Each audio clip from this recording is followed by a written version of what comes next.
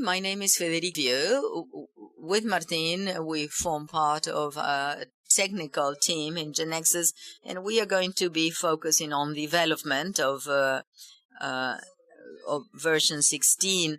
Let's talk about design systems. This is something that we've been talking quite a lot about G28. There were special tracks about design system, in fact. And we talk about design system as something that is quite advanced, a much higher bet, let's say, that just applying designs to apps. Design systems raises the bar much higher, and it talks about principles, patterns, and practices on the basis of design, how screens must behave, what the interaction with users and software must be. We have to respect some patterns. So this is a far broader concept than simply applying a design for things to look nicer.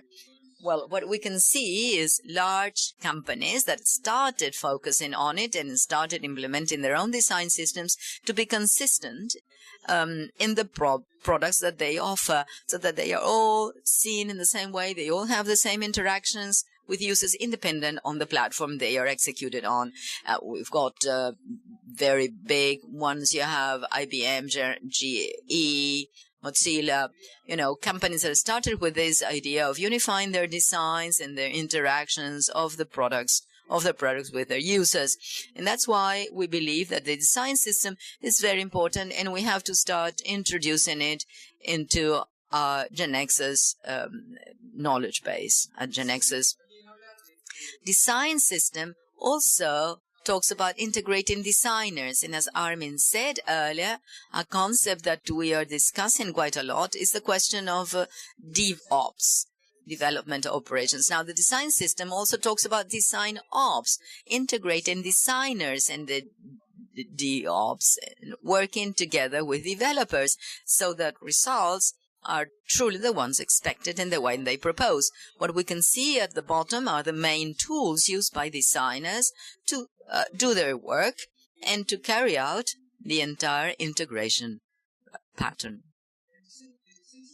Now, the design system that we have in GeneXus involves certain structures, as Armin said, patterns, master page, and we are all used to using them. They form an important part of that UIX that we've had in our apps.